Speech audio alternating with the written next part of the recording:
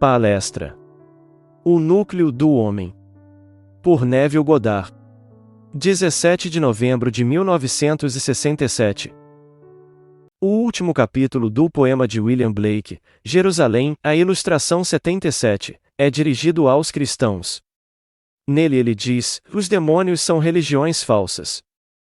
Não conheço nenhum outro cristianismo e nenhum outro evangelho além da liberdade do corpo e da mente para exercer as artes divinas da imaginação. Imaginação, o mundo real e eterno do qual este universo vegetal é apenas uma sombra tênue, e no qual viveremos em nossos corpos eternos ou imaginativos quando esses corpos vegetais e mortais não existirem mais. Os apóstolos não conheciam nenhum outro evangelho. O que é esse talento que é uma maldição para esconder? Quais são os tesouros do céu que devemos acumular para nós mesmos? Eles são mais do que estudos mentais e performances. Este é o único cristianismo que Blake poderia afirmar. Ele nunca conheceu nenhum outro evangelho, ou Cristo, além de sua própria e maravilhosa imaginação humana.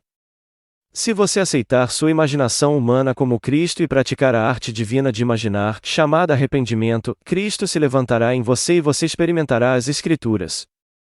Quando você se arrepende, uma mudança radical de pensamento deve ocorrer.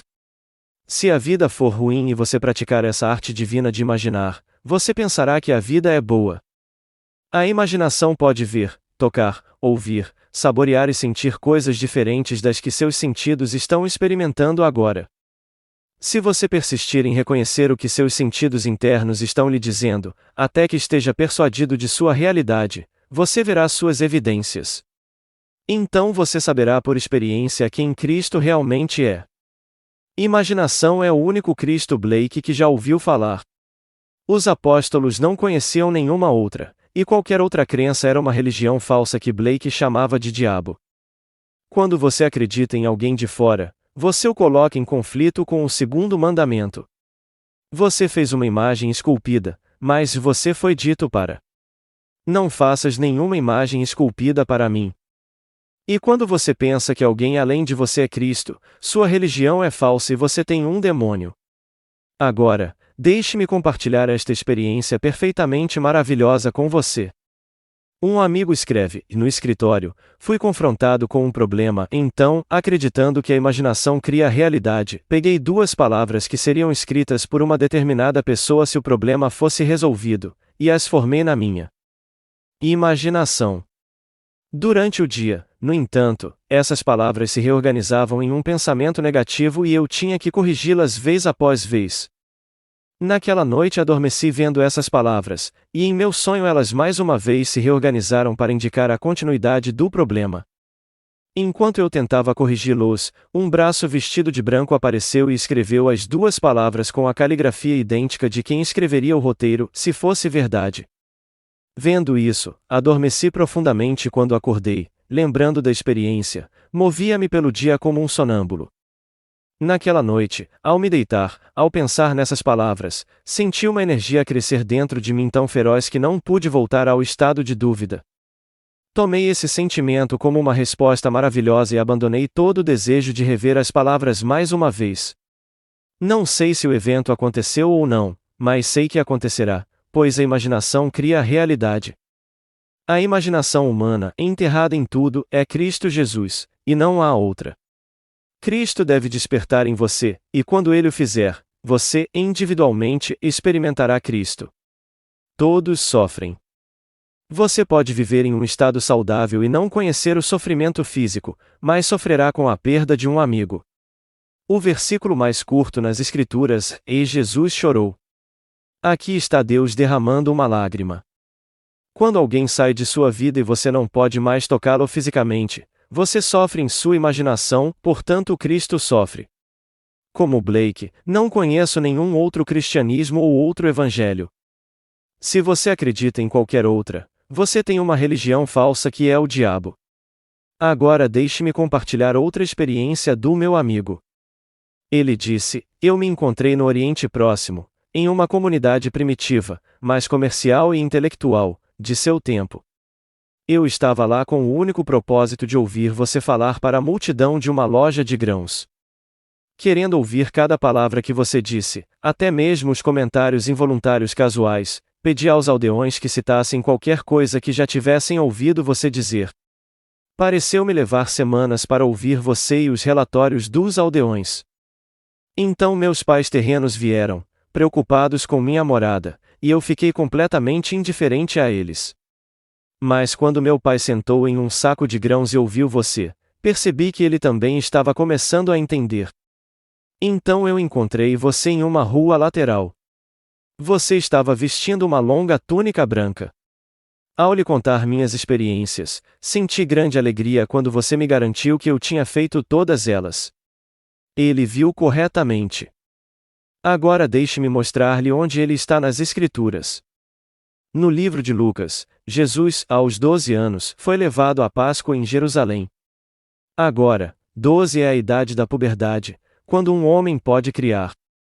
Quando seus pais voltaram para Galiléia, descobriram que Jesus estava desaparecido e o procuraram por 3 dias. Encontrando-o no templo, questionando os professores, sua mãe disse: Filho, como você pode fazer isso conosco? Você não sabe que seu pai e eu o procuramos ansiosamente? Então Jesus respondeu: Por que vocês me procuram? Você não sabe que devo estar na casa de meu pai?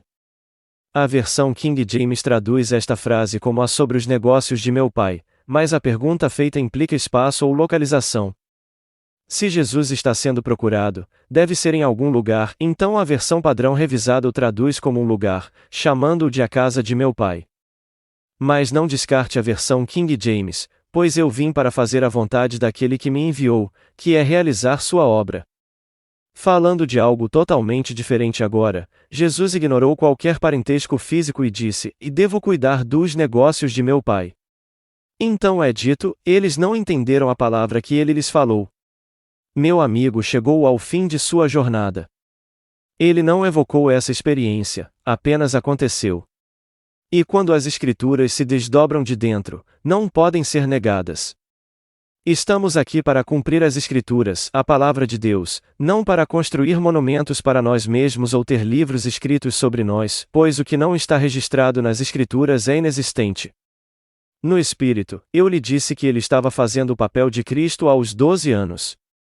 Ele agora está se movendo para o fim inevitável, quando conhece a verdade que tudo o que vê, e embora pareça sem ela, está dentro de sua imaginação, da qual este mundo de mortalidade é apenas uma sombra.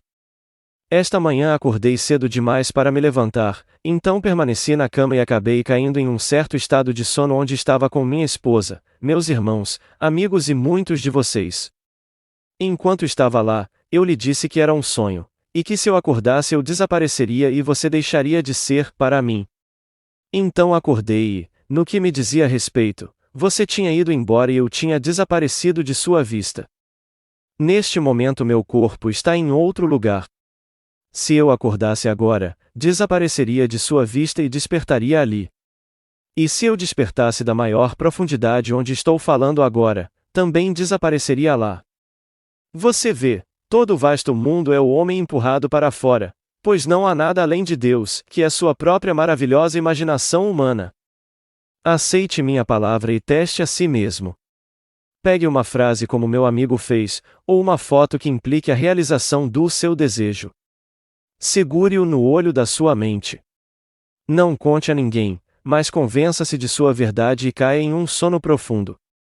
Se você fizer isso, nenhum poder na terra poderá impedir seu desejo de se objetivar.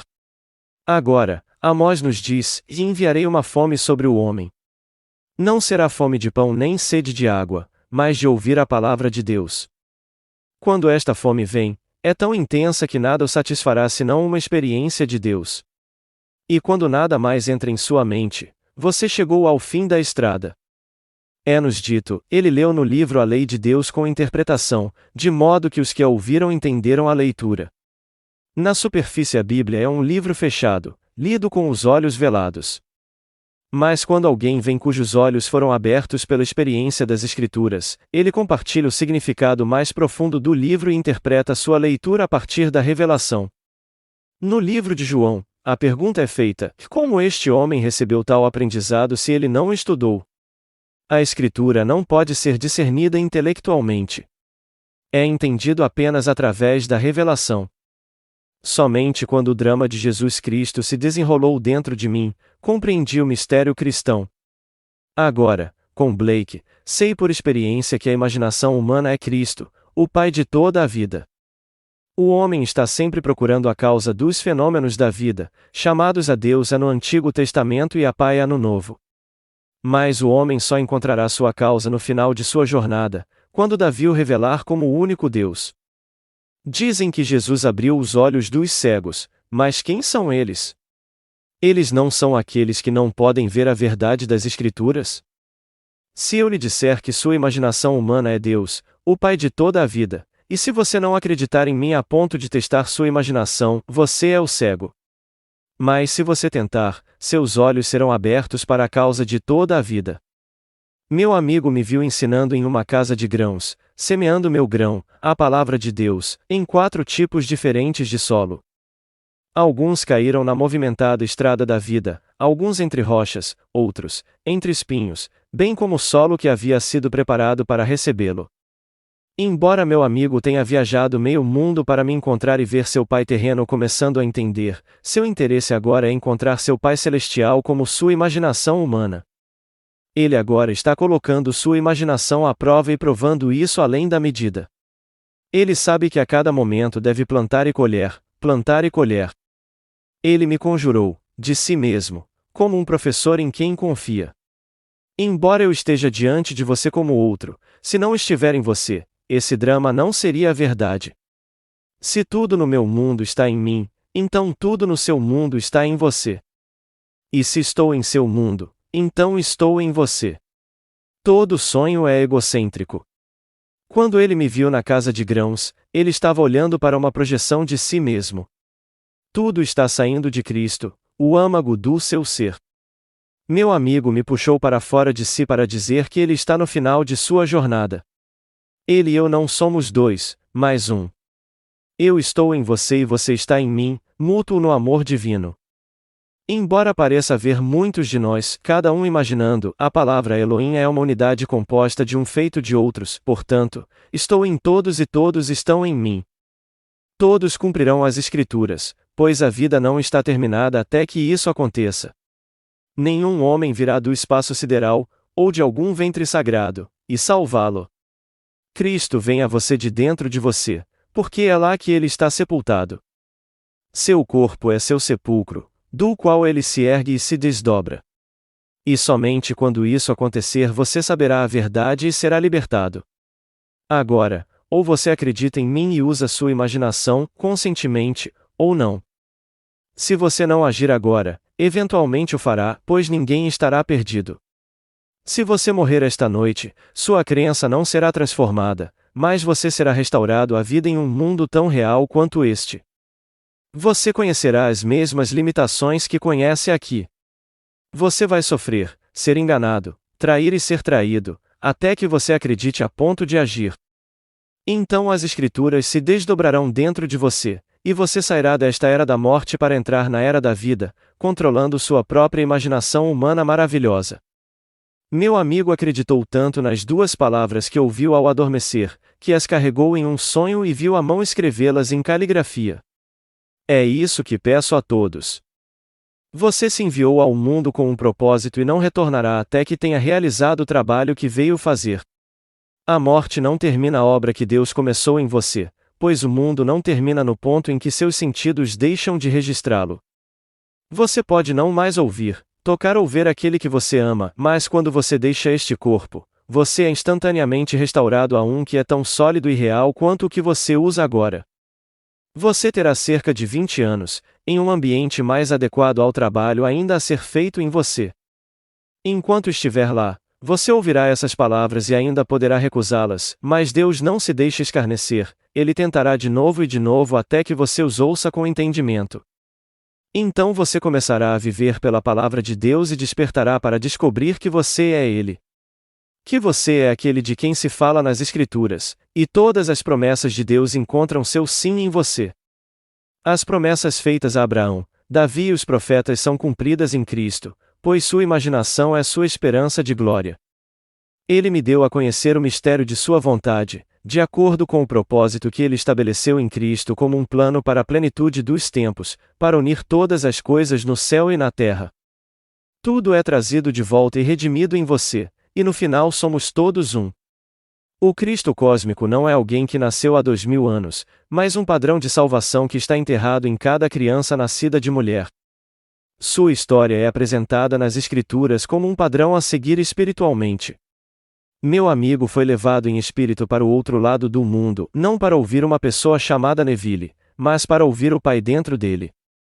Voltando as costas para seu pai terreno, ele encontrou o Pai celestial em quem confia. Chegou agora ao ponto de se dar conta de que é o Pai, projetando-se e instruindo-se. Mas a única maneira de ele saber disso é através do Filho unigênito de Deus, Davi, o Davi de fama bíblica.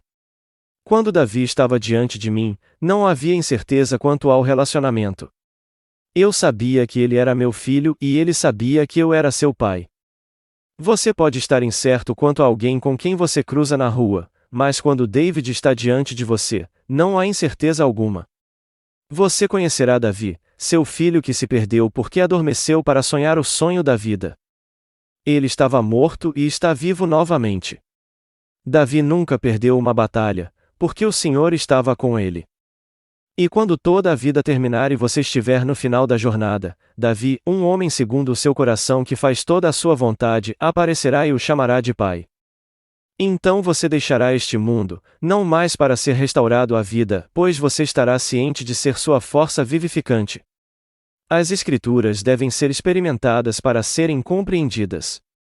Não é a história secular, mas a história da salvação. É a história de Deus, que morreu e sepultou-se na humanidade. A história de como ele ressuscitou, individualmente, do estado de morte, para se tornar o único pai do único filho. Se eu sei que sou o pai de Davi e você sabe que você é o pai dele, não somos um pai. Por mais impossível que pareça, sem perda de identidade, teremos o mesmo filho e saberemos que somos o mesmo pai. Faria alguma diferença para você se você fosse o dono do mundo, mas não soubesse disso? Você criou o mundo e tudo o que há nele, mas adormeceu e está sonhando que é limitado, pobre, doente e faminto. E você continuará seu sonho no mundo do tempo, até que me ouça no armazém de grãos e acredite em mim até o ponto de ação. Agora vamos entrar no silêncio.